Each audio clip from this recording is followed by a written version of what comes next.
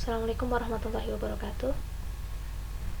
Ya, ini adalah video untuk materi pertemuan 6 atau kuliah web programming 2. Di pertemuan sebelumnya, di pertemuan 5, kita terakhir membahas mengenai validasi form di Codeigniter, di mana untuk tugasnya yaitu membuat validasi form siswa yang inputannya seperti ini. Kemudian untuk source code-nya kemarin kita membuat 3 ya, ada controller siswa. Ini adalah tempat kita melakukan validasi dari komponen formnya. Kemudian ada view form pendaftaran yang outputnya seperti ini. Kemudian ada view data pendaftaran. Nah, di sini eksekusinya adalah jika saya klik tombol submit sedangkan data-data masih kosong, nah nanti akan keluar keterangan validasinya di sini bahwa data itu harus diisi. Contohnya di sini saya ada data yang diisi, ada yang data yang kosong. Saya klik submit. Maka untuk data-data yang kosong pun akan tetap ada keterangannya. Atau misalkan nama terlalu pendek ya. Tadi hanya 2 karakter, maka akan muncul nama terlalu pendek. Nah, jika data sudah diisi semua dan sudah valid, jika diklik submit, maka akan muncul data pendaftaran. Ini memanggil view dari view data pendaftaran. Nah, itu yang kita bahas di pertemuan sebelumnya. Untuk di pertemuan ini kita sudah mulai memasuki materi dengan menggunakan studi kasus. Studi kasus Pustaka Booking. Jadi ini adalah website untuk booking peminjaman buku. Nah, mulai dari pertemuan ini nanti kita akan membahasnya urut ya, dari mulai analisa kebutuhan pengguna dan sistem, bagaimana kita bisa menganalisa sistem yang akan dibuat itu seperti apa, kemudian penggunanya itu memerlukan spesifikasi yang seperti apa, lalu ada desain dan pembuatan database. Jadi kita sudah mulai untuk menggunakan database, kemudian pembuatan model, lalu nanti akan diteruskan sampai menjadi sebuah website utuh. Nah, nanti di model itu juga akan bisa menambah, mengubah, membaca, menghapus database. Intinya adalah untuk CRUD atau manipulasi data dari database. Nah, mengenai aplikasi Pustaka Booking sendiri itu apa, bisa dibaca juga di modul. Pustaka Booking adalah aplikasi booking untuk peminjaman buku pada sebuah perpustakaan yang dilakukan secara online. Nanti ada anggota, yaitu yang meminjam buku, ada admin atau petugas perpustakaan, dan aplikasi Pustaka Booking itu sendiri. Nah, aplikasinya itu secara umum pada seperti aplikasi pada umumnya ada pembagian tampilan, yaitu ada 2 jenis tampilan, ada back end, ada front end. Tapi untuk di mata kuliah web programming 2 kita fokus ke front end-nya.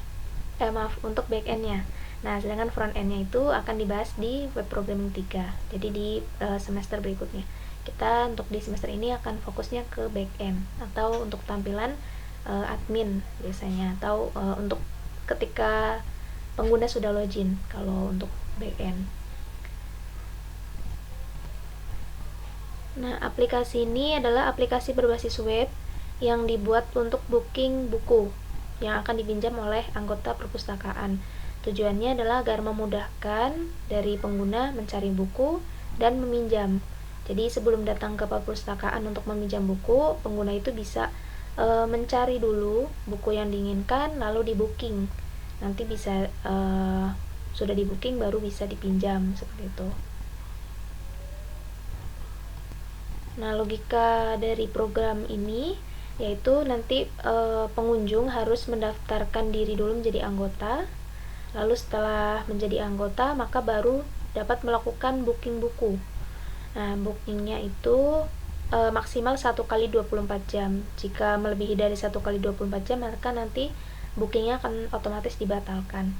Lalu nanti ketika sudah melakukan booking, tinggal konfirmasi ke petugas atau admin untuk pengambilan buku yang sudah di booking. Nah, secara umum program yang akan dibuat akan seperti itu. Lalu di sini dijelaskan kebutuhan user. Ini sudah mulai masuk untuk memahami langkah-langkah pembuatan website. Jadi tahap pertama itu biasanya adalah analisa kebutuhan. Ada analisa kebutuhan user, ada analisa kebutuhan sistem. Nah, untuk kebutuhan user di sini adalah pihak-pihak mana saja yang akan berkaitan dengan website atau aplikasi yang kita buat, yaitu ada admin, ada pengunjung, ada anggota. Bisa dibaca di sini kebutuhannya itu apa saja. Misalkan admin itu harus login ke aplikasi, lalu admin itu nanti bisa mengubah data-data buku yang ada di aplikasi, lalu bisa melihat data booking yang dilakukan oleh anggota, lalu bisa memproses peminjaman atau pengembalian buku. Itu yang dibutuhkan oleh admin. Lalu untuk pengunjung itu adalah nanti bisa melihat data-data buku, bisa melakukan registrasi, bisa memberikan komentar di buku tamu.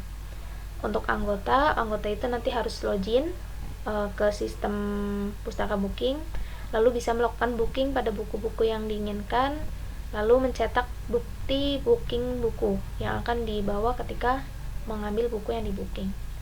Lalu untuk kebutuhan sistem, ini kebutuhan secara utuh dari sistemnya, yaitu sistem itu harus bisa memvalidasi username dan password ketika user, baik itu admin atau anggota itu akan login, harus divalidasi terlebih dahulu. Lalu validasi data yang diinput ke database. Nah, nanti menerapkan juga untuk validasi form yang sudah kita bahas di pertemuan sebelumnya.